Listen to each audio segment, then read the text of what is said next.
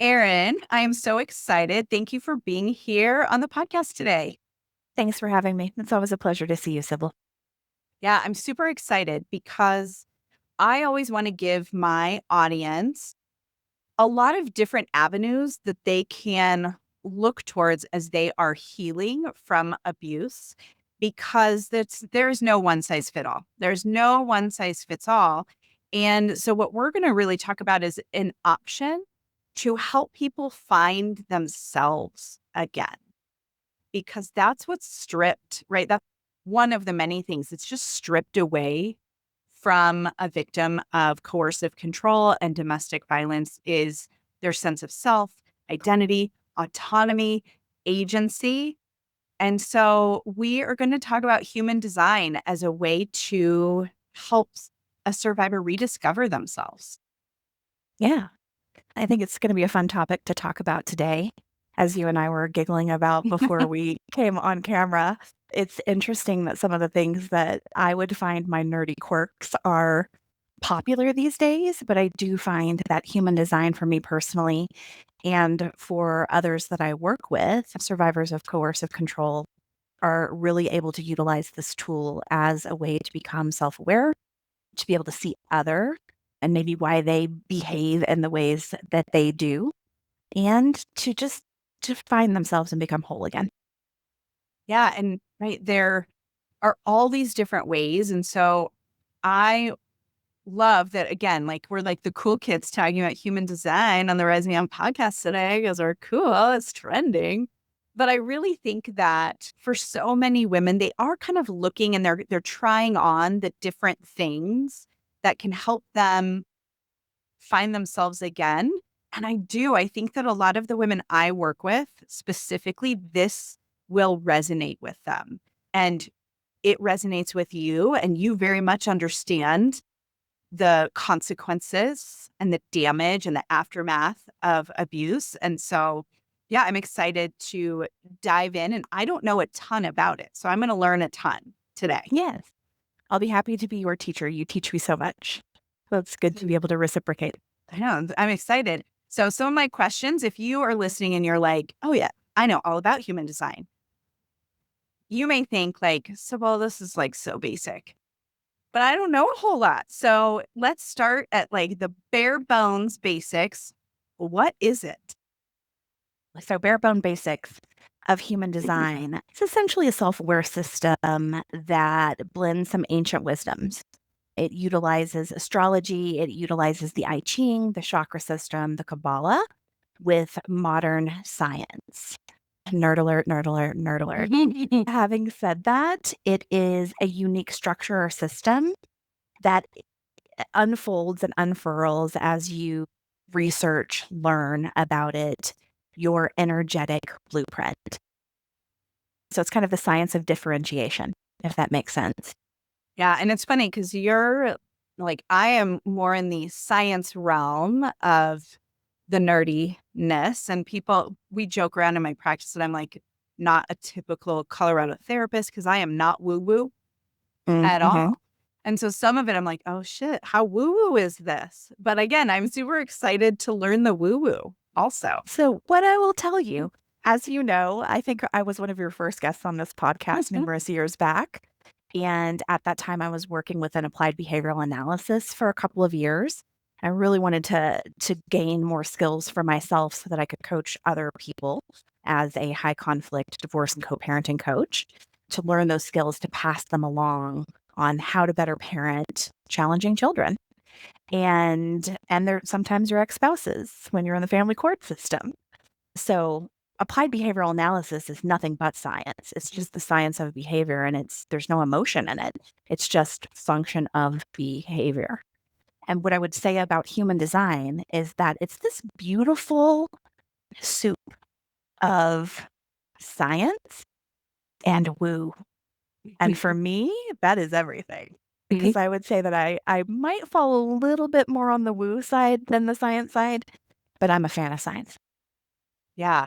And so when you are looking at your energy blueprint, because I do, right? The more I learn, and some of it's just because I'm getting older and wiser in my perimenopause years.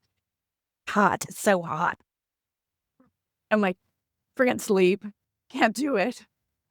But I do really notice more and am more intentional about not just like my energy levels, right? I'm really high energy person in general, but the energy of others around me, I feel like I am so much more aware of that.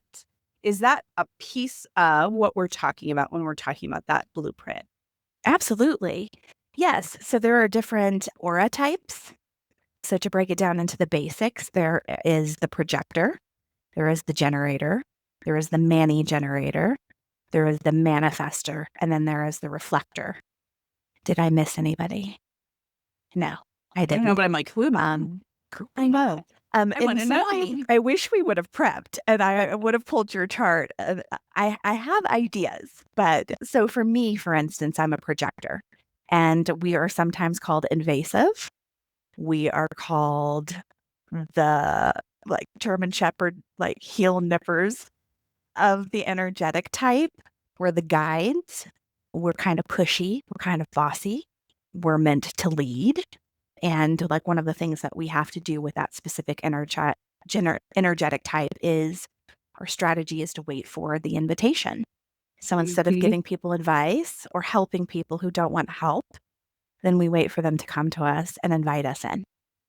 Whereas like a generator is exactly what it says, steady energy, hum, hum, hum energy. And then their specific strategy, if you will, would be to wait to respond. So when we're talking about these energetic blueprints, each of us have an overview of an energetic blueprint, and then it goes into the nitty gritty and the macro and the micro and, you know, the Mhm. nuance. So you're high energy. My best guess is that you're a manifesting generator. Okay. You might be a manifester, but I'm going to go manifesting generator. And when you're around people and you're attuned, which you and I are both attuned, present humans, then you do begin to feel other people's energy. And it's like, huh, huh. Yeah. It's interesting because I was actually just before we hopped on here, I was doing supervision with it's actually not my intern at my practice, but one of the interns at my practice. I was taking over for his supervisor who's out of town. And we had this discussion of, right, how we show up in the room as therapists and how we have to be so very intentional and just so self-aware of who we are, how we show up. And so Mhm. one of the things I talked about is I have to be really aware that my energy can be overwhelming to someone who is in that freeze state, who's in that disconnected, more depressed state, that I have to be so intentional about scaling back the loudness that I speak, the quickness that I speak, how much I'm moving my body as I speak, because that will make someone shut down more if I'm overwhelming them. And so, right, we were looking at all of those different being present in your own body to know enough about how you impact others. But then also we talked about how I actually really dislike working with like grief and loss when it is specific grief and loss, right? Because there's nothing to do except for sit in and be with someone. And that I have to slow down so much that it's uncomfortable. That slowing down to that level is so uncomfortable for me. Yeah, of course. We all have a skill set. We all have strengths and weaknesses within us. I find that human design is a way for you to go, huh, that might be why. Or maybe I should stop forcing this because this is literally just who I am. Mhm, This is who mhm. I am. I am meant to be more upbeat. I am meant to be more action oriented. Or in my case, I am meant to take lots and lots of pauses, not be as perfectionistic, take naps often, not help people who don't want help. Yeah, so it's a tool. And it's how wonderful is it that you know about yourself that you are able to say, maybe I'm not the best person in my practice to work with grief and loss. I'm not great at sitting in it. Yeah. Yeah. Yeah. So how is it that someone can like do that assessment of kind of figuring out who they are, what type they are, because I think I don't have historical trauma to where it has impacted my ability to like see myself. And so, do I have negative self talk about different things from different, inner experiences in my life? Sure. But if you have literally had that completely stripped away and you've had to put on a mask yourself to be someone you're not for safety reasons, how does someone go about kind of doing that assessment of like, what am I? Who am I? Well, first of all, congratulations that you haven't lived trauma. I You do might be not take that confused. lightly. Like, that is such a I know. privilege, such a privilege. It really is. What I can say about myself in that regard is that I have lived trauma. I lived pretty significant childhood trauma. I've lived trauma as an adult, but I'd like to give everybody hope that it does not have to hold you down. You can Mhm. come whole again, you can return to source. So even if you've experienced trauma, there is a light on the other side. And then from there, there are multiple, you can Google human design free chart and go to any of the probably 10,000 resources that might be online. I'm not going to plug any because I'm just not. However, you can plug in your birthday, plug in your time of birth and your place, and then it will generate something that's called a body graph Mhm. and then get into the nitty gritty of your human design. So I have a couple of books Yep. today. And This we is will what put the names and titles and all that in the show I notes. was going to Yep. say, I can absolutely resource this. And maybe we'll plug like one or two Mhm. free Mhm. chart at that time too. But this would be a body graph. And essentially, it is comprised of centers, if you will, motors on if you're looking at it on the left side of the chart, would be the subconscious. On the right side of the chart would be the conscious side of the chart. And you'd be looking at it and learning specific points, gates, channels. All of these are, a lot of information to take Mhm. in, but each of them are going to read in a specific way about you. Yeah. And I'm thinking because we were talking a little bit about this offline of like, were you like, no, that's not me. I don't like to look at this as me because what we discuss is that this actually will show the goods, the bads, and the uglies. Potentially, I don't know if that's a good phrase to use, but Yeah, of it who is. we are, because we all have strengths, areas of that we struggle, things about us that are more challenging for us. Yeah. For me, I know that I spoke to this a few moments ago, but I studied in depth something that were called the gene keys.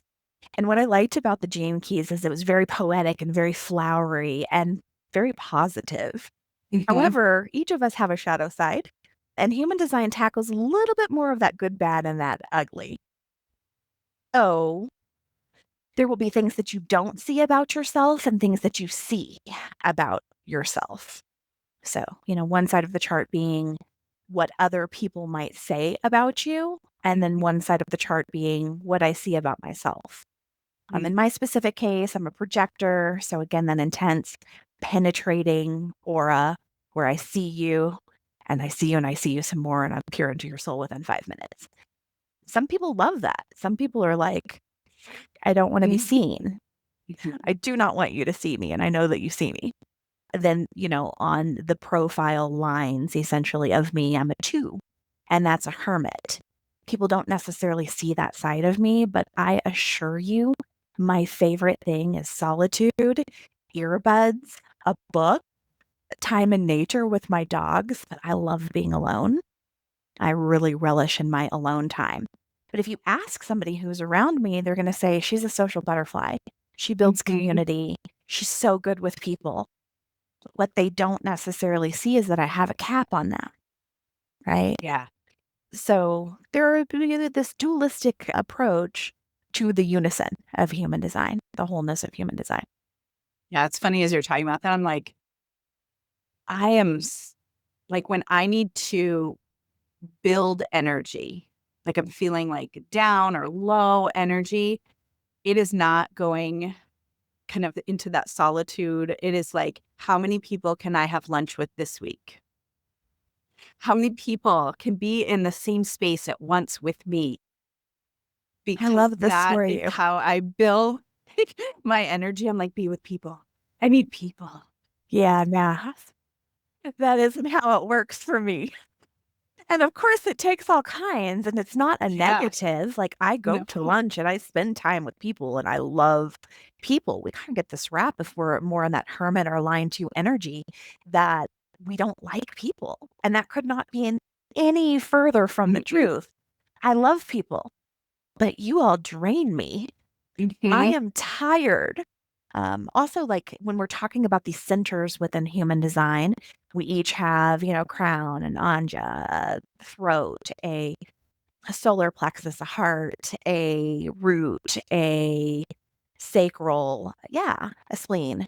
So with these centers, sometimes they're defined, sometimes they're undefined, sometimes they're open. So the more they're defined, the more you're a little like, this is how it is. This is who I am. And you have a very strong sense in those specific parts of you, if you will. It's kind of Mhm. bringing a little IFS parts work into it as Mhm. well. But you're very self-assured and you're not absorbing what is coming in from outside. The more open centers you have, the more you're taking in what is around you and amplifying it. Mhm. So for somebody like you might also have very defined centers. That's what And I was thinking is that Mhm.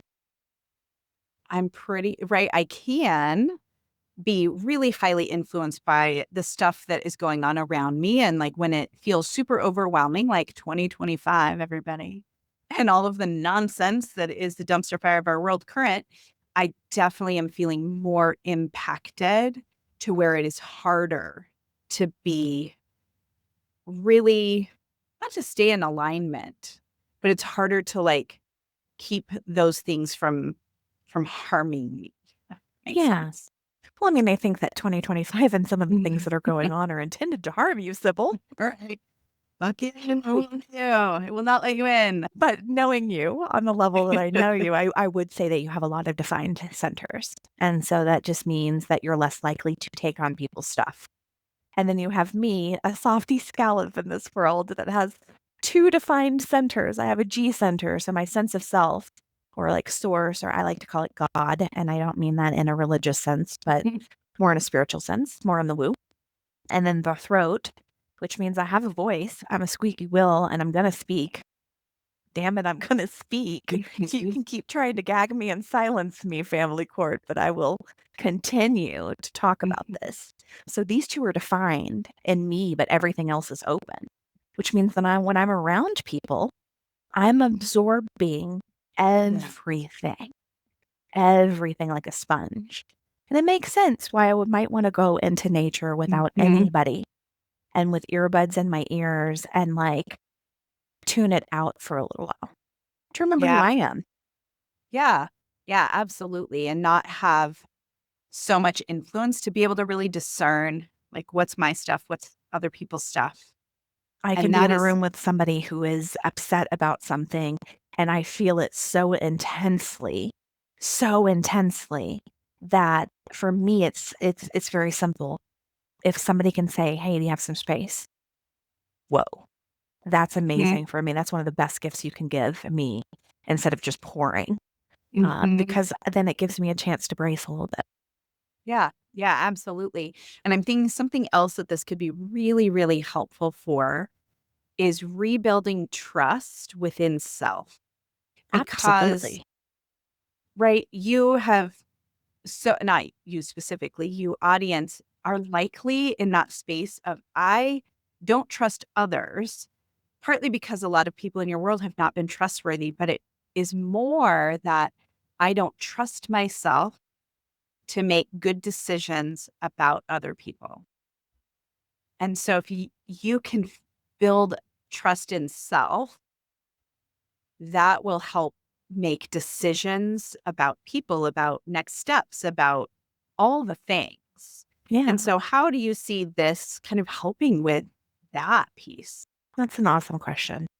I agree with you that when you have dealt with coercive control, that there is, and it depends, it's different levels, but when you have dealt with coercive control, there is an erosion of self that Mhm. takes place through gaslighting, through emotional abuse, through poking to get the reaction from you, and then saying it's your fault. Before you know it, you're like, maybe it is my fault. Mhm. Maybe, maybe. And you become hyper vigilant and you become, how do I know if what they're saying is correct or if what I'm feeling is correct? And then you usually look to the outside, and it could be through social media or self help books or whatever that looks like to get the answers. But that isn't you. That isn't your own inherent wisdom and truth that we all have. We all have Mhm. within us. So it's a process of, in human design, we would call it like deconditioning or unconditioning. The world conditions you, coercive control conditions you. Mhm. Human design is a way for you to uncondition everything that is not you, all while learning these small little details like taste, environment. Yeah, go figure. My environment is caves. I like to be facing a door to see if anyone is coming in and out. And I like a darker, quieter space. It's where I work my best. So learning these things is so validating. And then you're able to validate yourself instead of looking to other to be able to know what it is that really works for you. And when you don't know what works for you and you have a guide that you're studying and you're really taking time, energy, and and t- attention and intention both on truly getting to know yourself again, then you can kind of strip away everything that has been taught to you through abuse and you can come out on the other side saying, this is actually me. This is who I am. Thinking also taught to us about what women are supposed to be, what moms are supposed to be, all of the, the Mm, super mom phenomenon and all of those pieces too. I think it is, it can be so hard to see yourself without that kind of like shading what you're seeing. yeah. Well, society has such loud noise around who you should be as a mom.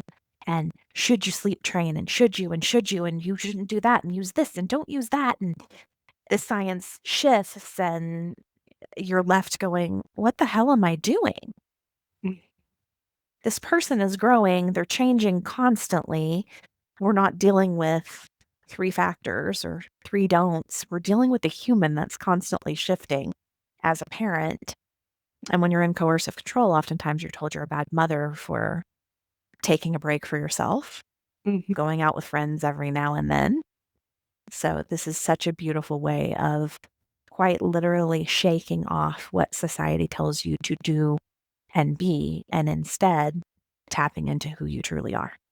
Some of it is kind of scary. That's what I I'm will say, literally, that's what I was like, that feels kind of a little bit scary, like to, especially if your mode of being, and this is for safety, not for, right? This is that people pleasing or fawning. That is your trauma response yeah, because that keeps you safe. yeah, This could feel really scary to be like, yep, don't care what society thinks. Don't care what I look like. Don't care what you say, what you say, what you say. That could be really scary. it can be. I will still say recovering because I will fawn and please on occasion, but I catch it pretty quickly. And then I follow up with a fuck no. I'm not doing that. So, and what I hope to do is find some sort of balance within that and the ability to say no with a little bit more grace. However, I'm a 48-year-old woman who pleased for 40 years before this process started for me.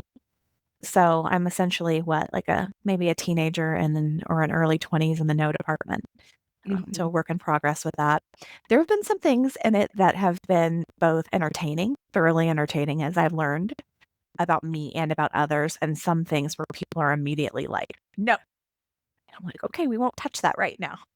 Mhm. Mhm. I'm going to note that and we're going to gently bring that in again and again and again until somebody can see it. Because sometimes we just can't see certain things about ourselves. Yeah. We Yeah. can just get it. So one of my good friends, who's actually literally on the podcast that released today that we are recording, my friend Kara, she for the longest time was like, you need to do your Enneagram. Like, do your Enneagram, Sybil. And I was like, it's not my thing. But I was like, Too okay, woo. for you, Kara, I will do it. And then my friend Talia also has been bugging me. And they both called it. Like, I'm pretty open. Like, what you see is what you get a lot. But I remember being like, so I'm a 3. I was going to say a 3 or a 6. I'm a 3. Yeah. And I was like, ew, I don't want to. No, that's not true about me. That was like the sides of like, I get a lot of my worth from accomplishments, from accomplishing things. I was like, well, that sounds horrible. Like, who wants, right? But it's very true. But I remember being like, ew, no, this Enneagram thing is stupid. I don't want to do it because I was looking at those areas that didn't seem as like flattering almost. I don't need to be flattered, but it was like those things about myself that I was like, ew, I don't want to believe this about myself or know this about myself. And I can it's true. see Like, I that. already did know it, but I was like, let's keep that secret. Nobody else can see it, right? Well, we can all see it. But you stay blind to it if you must. To be clear, I'm a 2 wing 3. So I get it. You should see all the certificates. I love to earn. You'll earn me and I'll earn you. And it kind of sounds transactional from time to time. But I'm like, this is just how I work. I love to work. So I love to earn and I love achievement. Yeah. If Yeah. you tell me that I can get an A, I'm going to get the A plus plus. Oh my, yes. Oh my gosh. So my kiddo, Wesley, this was years ago, but it still clearly brings up some feels. So during COVID, right, we did some at-home learning, and that was just, I would like to forget all of that. But there was one assignment that he had to do, and it was like a big project. And so we're looking at the rubric, and he was like, I think I'm like, go for like a 3. And I was like, the fuck, you're going for a 3? The fuck, Wesley. Get out of here. What? Because going for a 4 is not even hard. And that was like the top. And he was like, yeah, a 3's cool. And I'm like, literally hyperventilating anxiety because I was like, no, but like a 4 is so doable. Like, it's not like that wouldn't be your best work if you just went for 3. He does not care. That doesn't fill him up to get the A. He doesn't care at all about a lot of things. And so it was so fascinating that we both have like a similar diagnosis. We both have ADHD. We're both extremely gifted, but the way it presents and who we are to our core is so different that I literally had anxiety, and my husband's like, dude, it's online learning. Like, who cares? And I was like, Yeah. Wait a minute. The 4 plus the extra credit. Wait a minute. Till 2:00 in the morning doing the extra part. I was like, oh my gosh, right? And Do it like me. yes. And it was Yeah. just like so funny and definitely like, right? Or like, my child is not me. Like, it gave me a really good picture of like, we are very similar in a lot of ways, but he is not me and I am not him. And we are not going to ever be the same. And what drives us is not the same at all. And so it was really helpful. But man, anxiety. That, Oh, I had something similar happen with my child as well. Thank you for sharing that story. Your children really sound magnificent. I get to hear stories about them that put smiles for days on my face. So, my daughter actually follows in my footsteps. She's a little ball of stress sometimes. And as I told you, I'm going to do a shout out and a happy birthday to her on Friday. She's going to be 16 years old. And more recently, this last school year, one of her teachers was trying to get her to understand that she needed to think about the collective. And that is not her strong suit. Her strong suit is to think about her. And in many ways, good for her, but it's so foreign and so different than me. yes. And I have learned as I have gotten older to consider myself as much as I consider others, but it's taken a lot of work for me to do that probably partially because of conditioning and partially because of personality. However, this band teacher swooped in and was like, I really need you to be here for this. And she's like, no. I'm taken back to when she was 2 and just that was her favorite word. She was so good at it. And I was so uncomfortable with her ability to say no so freely and Mhm. aggressively, if I can say that. Mhm. But we are all different. We all truly have a unique energetic blueprint that we can discover through human design. And how wonderful is it as parents to learn that also about our children? So I Yeah. often will utilize this as a tool for you to learn more about your child. It's easy Mhm. to kind of project those things onto our child, like you need to be a straight A student, you need to get the 4++ because that's my standard. However, digging in and saying, hey, why isn't this important to you? Why is a 3 okay? What Mhm. about a 3 feels good in your body? Why don't you care? Tell me more. Tell me more. Tell me Right. more. Ooh.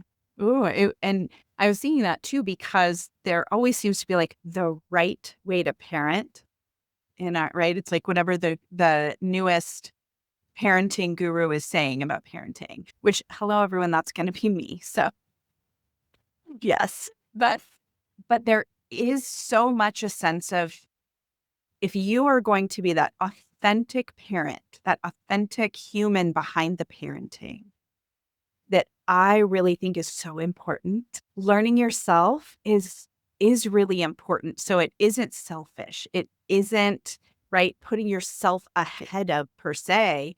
It is me knowing myself, truly knowing myself will allow me to show up more authentically as a parent, Absolutely. which then if you are really trying to build trust with your child, which in a lot of cases the trust has been broken with your child, whether you did something or they have been also conditioned and brainwashed to think things of you that are not true. Showing up in consistent, authentic ways will help their nervous system start to trust you. Human design is a tool of alignment.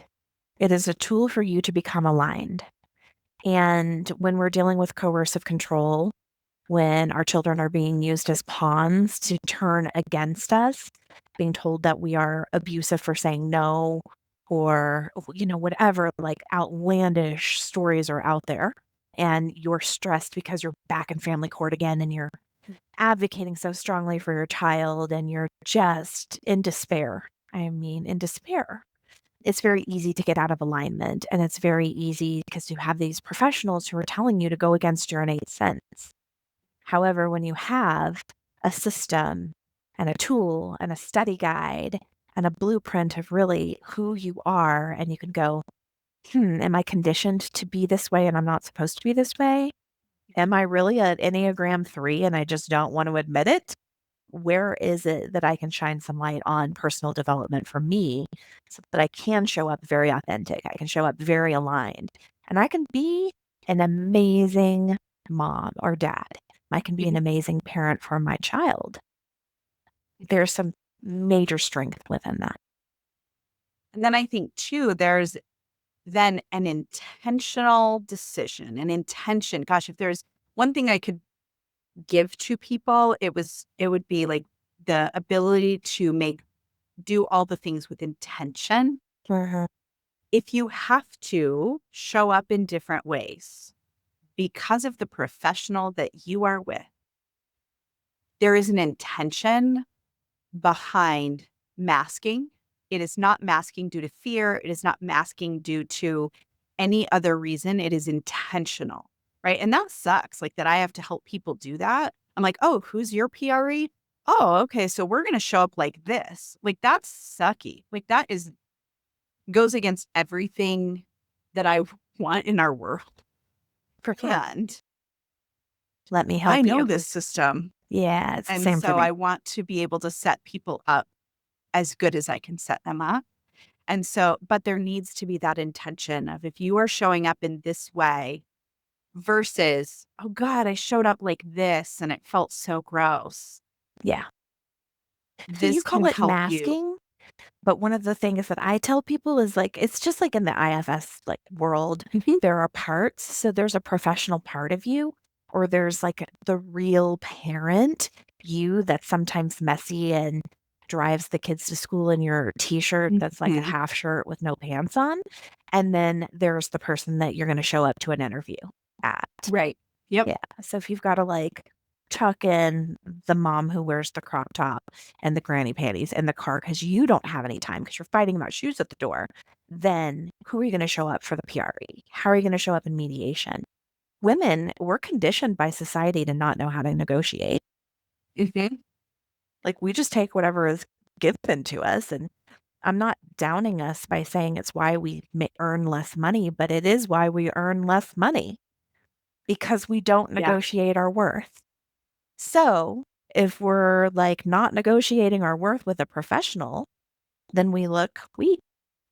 Mhm. And it's so funny because there is some intention behind when I am showing up in different ways. Like at my office, we are very informal here, right? Like you can wear jeans, you can wear leggings, whatever. We're like on the floor. The way I just interact in my world is not very formal. It's just not who I am. I don't find myself super fancy.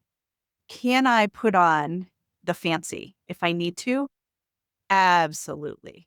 Absolutely. Because if that is what is going to benefit my client, like my practice, whatever, then yeah, I'm going to put those different things on and use it. But it's coming from an intentional place.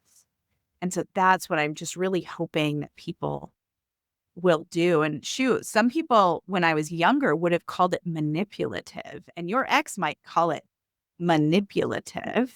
Well, the court just called me The manipulative. Right? Because I'm thinking, so I told this story.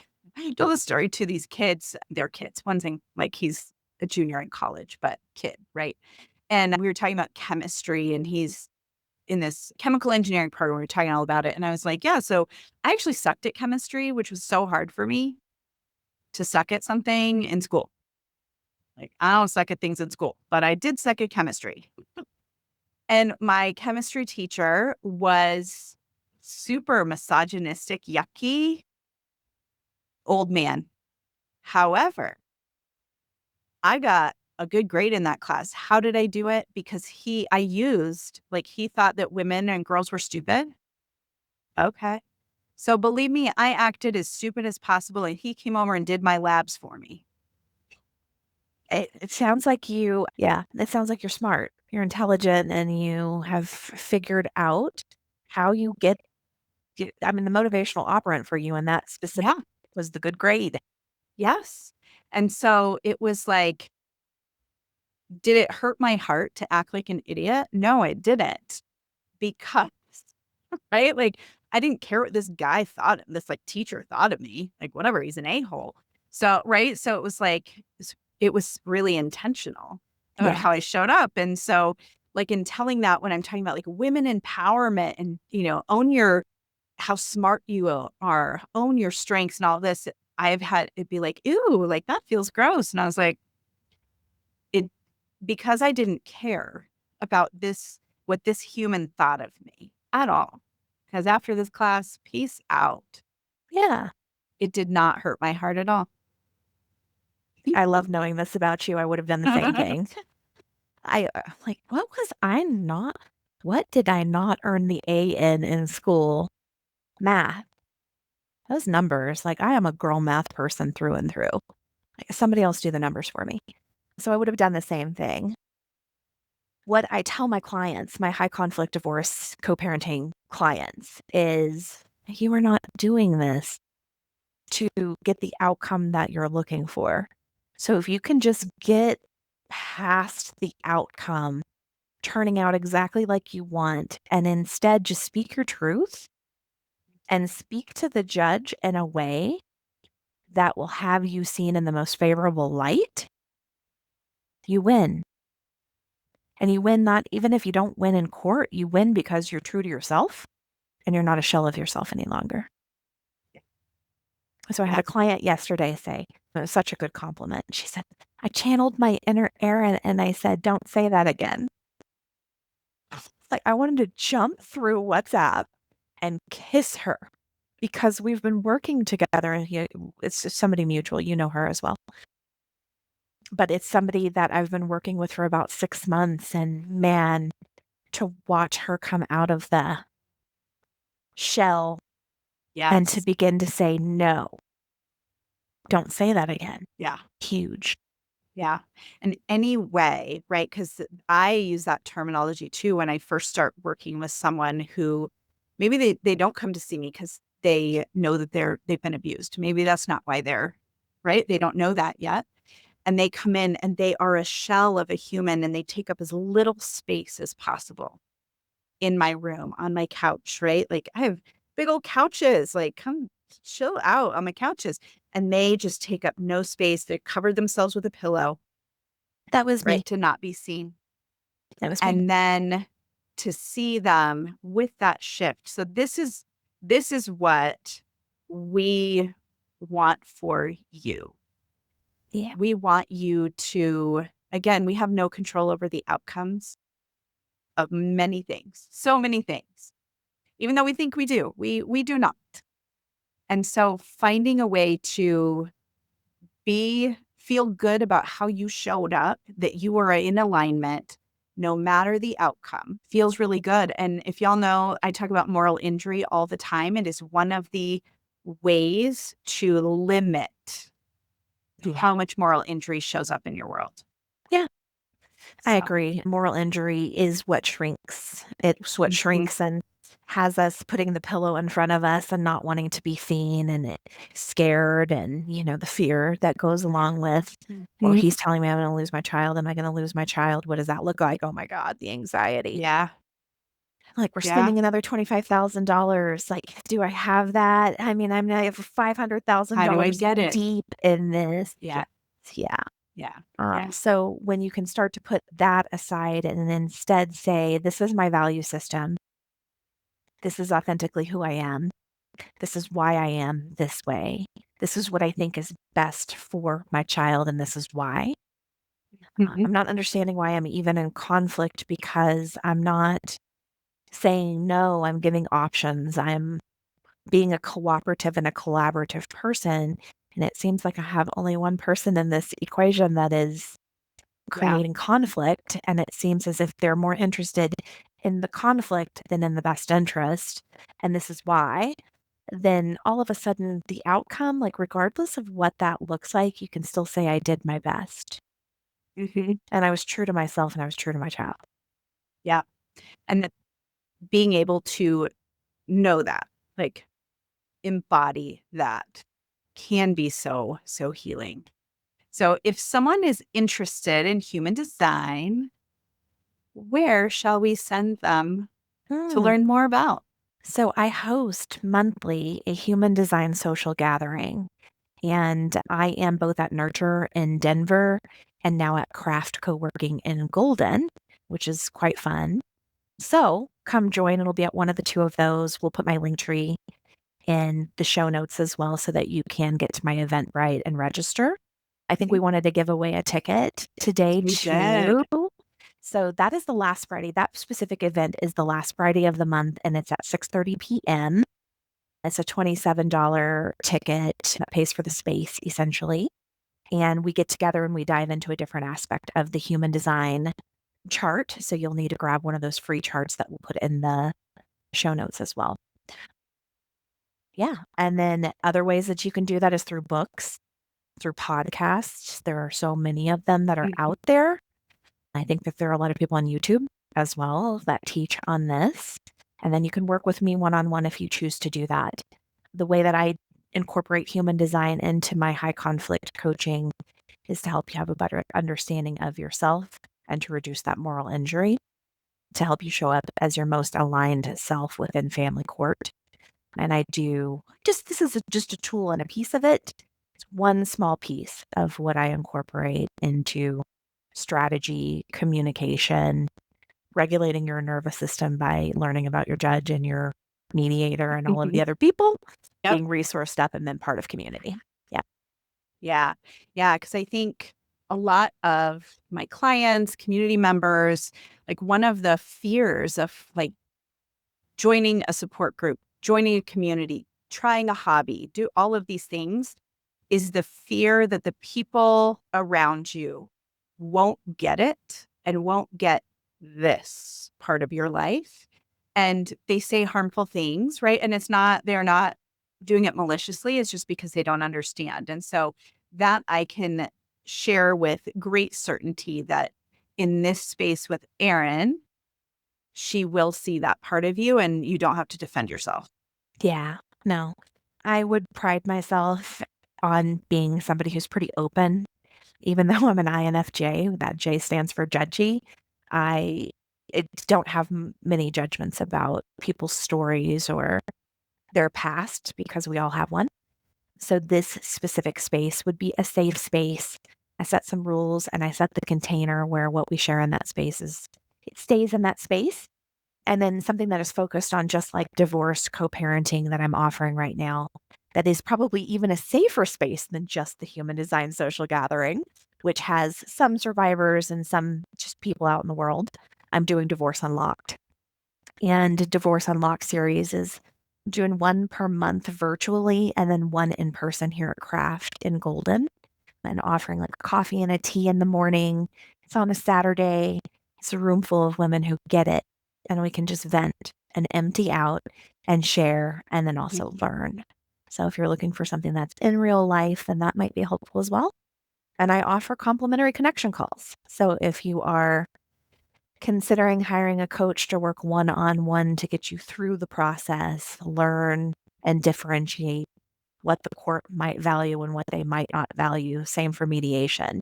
Same for PRE or CFI work. You need resources, you need community. Then I offer one-on-one and some group, but mostly one-on-one coaching. So we will link a connection call link as well, and 30 minutes of my time for us to connect and create some strategy and talk about documentation and anything else you need to talk about.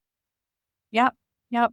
Well, Erin, we always have fun when we are having our conversations about random things. So hopefully y'all were able to like piece together some stuff amidst the stories that we were sharing that was helpful for you. If you know me, you know I'm all over the place most of the time. I think a Um, manifester or a mani generator. Just saying. Just saying. We're gonna figure that out though. We'll do a part two. right. Part two. Part two. Yeah. What is simple? So yeah, thank you all for being here. Erin, thank you for being here. My pleasure. And we will catch you on the next episode of the Rising Beyond podcast.